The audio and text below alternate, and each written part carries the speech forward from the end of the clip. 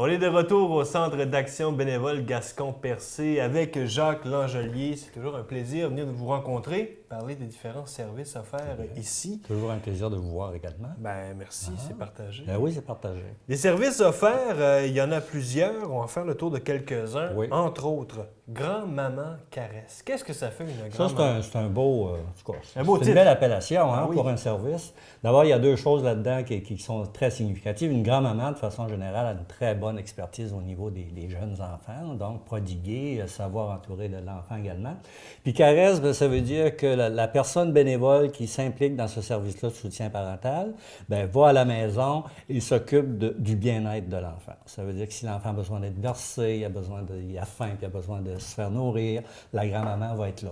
On a appelé ça grand-maman parce que c'est, règle générale, jusqu'à maintenant, des grands-mamans qui se sont inscrites là-dedans. Okay. Alors, j'ai peut-être 5-6 personnes qui ont montré un grand intérêt là-dedans.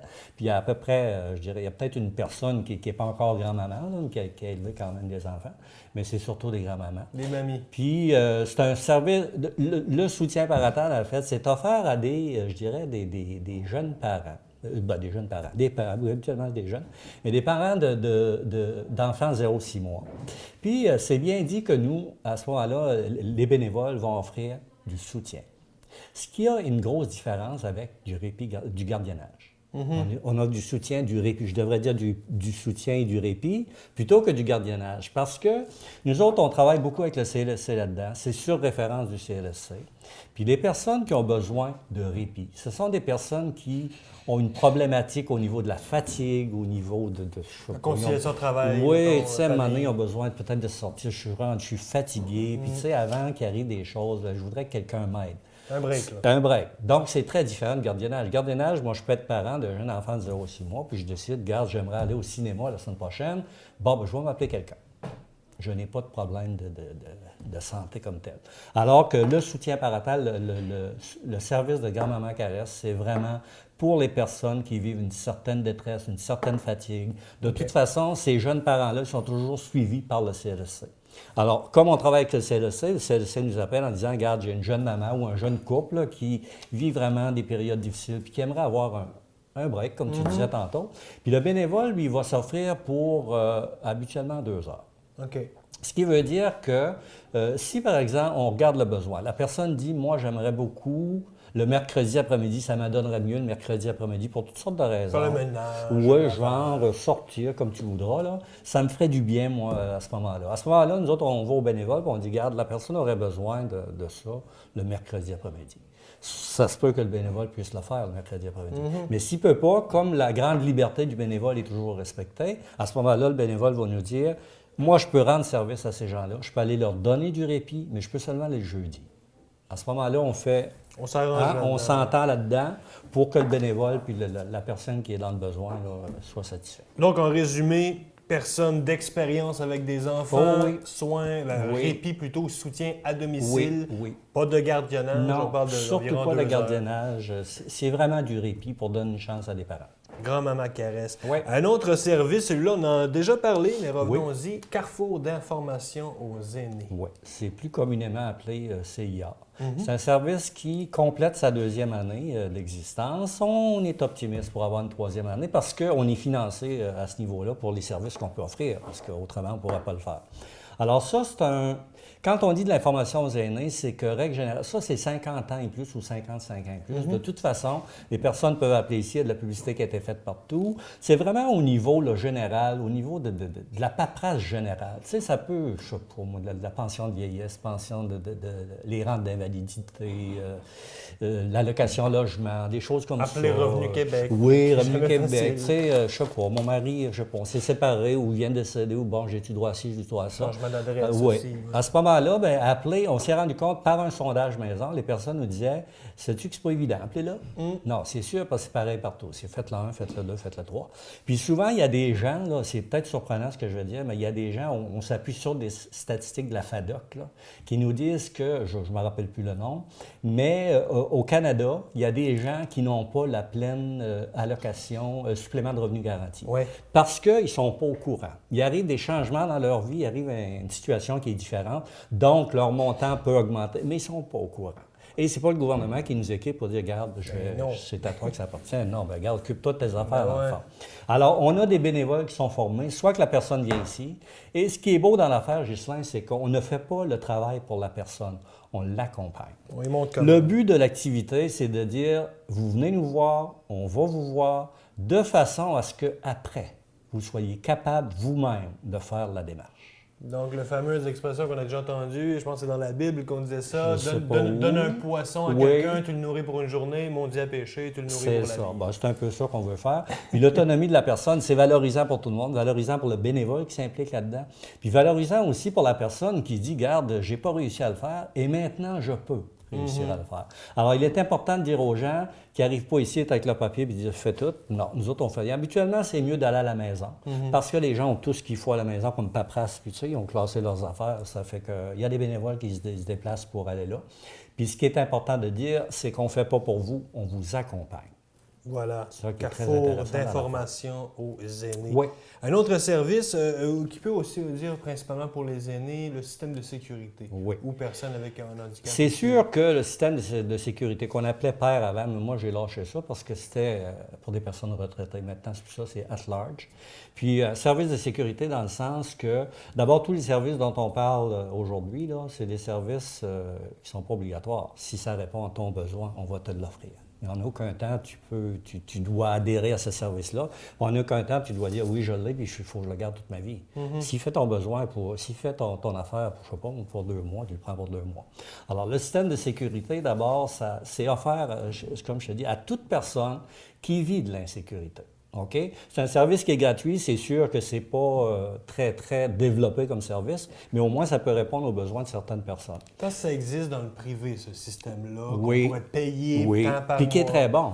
Tu l'as 24 heures par jour, 7 jours par semaine, tu pèses un piton, puis tu as de l'aide. Bien, c'est sûr, tu es couvert. Alors que nous autres, le service, on l'offre de 8 heures le matin à midi.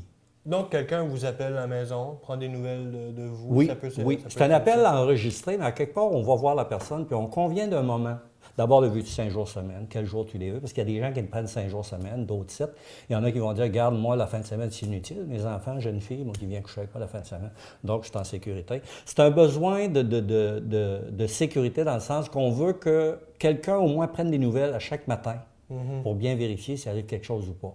Alors, c'est sûr que ça, c'est toujours la personne qui va décider du moment de l'appel. Si ça correspond à son besoin, on le fait. Puis à un moment donné, la personne peut décider après tant de temps, non, ça ne correspond plus à mon besoin, donc il n'y a pas de problème. On peut le débarquer, le rembarquer n'importe quand. Alors c'est sûr qu'on va aller demander toutes sortes de renseignements à la personne parce que dans un cas où, disons, les ambulanciers interviennent avec les policiers, à ce moment-là, on a l'autorisation de la personne. Si vous pensez que ma vie est en danger, vous pouvez défoncer une porte ou casser une fenêtre. Il n'y a personne qui a dit non, fais pas ça. Si ma vie est en danger, une fenêtre, c'est un détail dans la vie à ce moment-là. Alors, à ce moment-là, on se présente là. Puis, il y a toujours une fiche qui va sortir, nous autres, pour nous donner toutes les indications. Par exemple, si la personne a des lunettes, des prothèses dentaires, une marchette, médicaments, etc. Donc, on sait les médicaments, ils sont où, les lunettes sont où, les prothèses dentaires sont où. Est-ce qu'il y a un animal dans la maison? C'est important aussi, hein? Parce que je dis toujours que l'animal, le petit chien, peut être très gentil, mais quand il est en présence d'un étranger, il peut réagir différemment. Alors, il y a toutes sortes de renseignements de même qu'on demande. Et ça vise la sécurité de la personne. Donc, à ce moment-là, la personne, on passe comme un contrat. Elle me dit, appelle-moi, je te donne un exemple, 5 jours semaine, 9h30 le matin. Donc, on a convenu un contrat. Elle doit appeler. Et ça, c'est un partenariat aussi avec la Sûreté du Québec. Oui. Il y a Maison Blanche-Morin aussi qui est impliquée là-dedans. Il y a aussi les municipalités. Il ne faut pas oublier les municipalités, ça coûte de l'argent, ça. Ouais. On est allé voir les municipalités, puis on a dit, garde, on peut aller chercher une fondation qui va nous l'installer. Maintenant, pour le quotidien, c'est un petit peu problématique, on n'a pas les argents qu'il faut. Et d'emblée, les municipalités ont adhéré à ça. Puis, regarde, ça fait comme 15 ans que ça existe, puis les municipalités sont toujours là. Donc, on s'informe du système de sécurité anciennement qu'on appelait PER. Oui. Rapidement, comptoir alimentaire, bon, peut-être le rappeler. Vestimentaire. Vestimentaire, Oui, plutôt, oui. J'ai dit alimentaire. Oui, c'est pas grave. Tu dois avoir faim. J'ai faim, on C'est approche ça. l'heure du midi. C'est ça. Comptoir Alors, vestimentaire. Comptoir vestimentaire, c'est juste pour rappeler aux gens que, bon, là, il y a un transfert qui se fait dans le moment. On devrait ouvrir là, au mois de mars. Les gens doivent nous appeler pour ça. On va leur dire quand ça ouvre. Puis de dire que le principe, d'abord, la personne dite à faible revenu est toujours servie dans la qualité du vêtement. Ça ne change pas. On prend rendez-vous, puis c'est confidentiel, puis les personnes vont être servies. Maintenant, les gens nous posent souvent la question, on est ouvert 2 jours semaine, où on vend les vêtements à monsieur, madame, tout le monde, à, je ne sais pas, temps de la pièce, hein? 1 pièce, 2 pièces, 3 pièces, etc. Puis ils se disent, ouais, mais on vous donne le linge, qu'est-ce que vous faites avec cet argent-là? Il faut dire encore que la population, si ce n'était pas d'eux autres, on ne pourrait pas arriver à faire ce qu'on fait. Nous autres, les argents qu'on récolte ces 2 jours-là, on la prend et on la remet dans les services. Ce qui permet, je te donne un exemple, accompagnement médical ou disons pas trop lent, ce qui permet de maintenir le service et d'ajouter aussi d'autres personnes qui pourront recevoir le service. Donc, alors, ça veut dire, oui, c'est comme si la population nous disait, je vais te donner de l'argent pour que tu maintiennes tes services et que tu les élargisses. C'est ça que ça veut dire. Fait que l'argent, là, c'est là qu'elle va. Ça ne va pas payer les employés, ça reste dans les services. Non. Et ça, en tout moment, on peut venir déposer le sac. Puis regarde, les gens sont très, très, très généreux à ce moment-là. Puis pour les gens qui vont au comptoir vestimentaire, ils n'en reviennent pas de la qualité des vêtements. Là, le printemps s'en vient, on va faire le ménage de nos garde-robes, faire la place pour une nouvelle collection. C'est déjà commencé. Vous le sentez. En terminant, M. Langelier, un autre sujet intéressant, c'est la table de concertation pour contrer les abus. Ou la violence envers les personnes aidées. Oui. Bon, ce que je veux dire là-dessus, c'est que le Centre d'action bénévole, on est à peu près 15 intervenants. Je fais partie de cette table de concertation et on a un plan d'action, si tu veux, à chaque année. On existe depuis 4 ans. Il a fallu qu'on se crée une table. Ensuite, on a fait des plans d'action. Ce qui veut dire que jusqu'à maintenant, on a visé surtout la sensibilisation. Surtout. Comment on l'a fait? On l'a fait d'abord par une pièce de théâtre. On s'est promené avec une pièce de théâtre dans toute la MRC Rocher-Percé, ça a donné des bons résultats. On visite aussi tous les clubs d'âge d'or, les centres de jour, des choses comme ça. Il y a aussi une chose qui est importante, c'est que l'année passée, on a décidé d'un apron qu'on a presque tous les restaurants, je dis presque parce qu'il y en a 2 qui n'ont pas embarqué là-dedans, avaient des napperons à l'effigie de la table de concertation. Il y avait un petit jeu questionnaire là-dessus, genre, t'as-tu déjà vu telle affaire? Puis à ce moment-là, cette année, on reprend aussi cette activité-là, sauf que le napperon, on va plus l'élargir au niveau du temps, alors que l'année passée, c'était au mois de juin, pendant une semaine. Là, on l'élargit plus au niveau du temps. Ça veut dire que ça peut être, je ne sais pas, on pourrait peut-être commencer au mois de mai puis aller jusqu'au mois de novembre, mais on va cibler les 50 ans et plus, tous les clubs de 50 ans et plus à ce moment-là. Alors, ce qui veut dire que depuis 2-3 ans, ce qu'on a réalisé, c'est que soit qu'il y a des gens qui se reconnaissent là-dedans, tu sais, parce que des fois, il y a des petites choses qui se disent, des petites questions, ou des gens qui disent, il me semble que je connais quelqu'un que... Oui, parce que l'abus, c'est sous différentes formes. Là. Oui, et c'est très subtil. Moi, je peux être victime d'abus au risque de surprendre certaines personnes. Je peux être victime d'abus et je ne le sais pas. Moi, je pense que c'est courant, ça. Oui, l'agisme surtout. Mon fils, je ne sais pas, moi, je donne un exemple comme ça parce que l'abus financier, c'est le gros de l'affaire. Alors, ça se peut que moi, mon fils, regarde, il a mon chèque, puis il va déposer mon chèque, puis j'ai tant, puis bon, c'est ça. Vous vivez bien avec ça. Oui. Mais je ne sais pas, moi, qu'à ce moment-là, c'est peut-être 300 $ qui devraient me revenir au lieu de 100. Là, il y a l'agisme aussi là-dedans. Oui, l'agisme aussi. L'agisme, pour peut-être informer les gens, c'est un petit peu dire, regarde, c'est une personne âgée, elle a 75 ans, bien là, peut-être qu'elle ne devrait plus conduire. C'est une personne âgée, regarde. Son opinion n'importe pas. C'est moins important, puis peut-être qu'elle ne peut pas administrer ses affaires non plus. 75 ans, c'est vieux, ça. Ça, c'est de l'agisme. Parce qu'il y a des personnes de 80 ans et plus qui administrent un budget de meilleure façon que bien des adultes en pleine santé. Donc, c'est pas de mettre tout le monde dans le même panier. Non. C'est en fait pas du tout. C'est une forme de discrimination. Fait que très à l'affût de ça, nous autres, on travaille là-dessus. La sensibilisation, c'est très important. Puis il y a toujours des numéros qu'on laisse si jamais les gens veulent nous appeler, nous en jaser un petit peu. On est là pour ça. D'ailleurs, parlant de numéros, en terminant, vous êtes toujours, évidemment, à la recherche de bénévoles. Oui. Ça, c'est toujours important. Moi, je dis toujours, Centre d'action bénévole, quand on l'essaye habituellement, on l'adopte.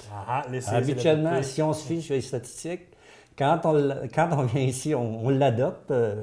Si on décide de ne pas l'adopter, c'est parce qu'il y a des raisons qui font que je ne peux pas.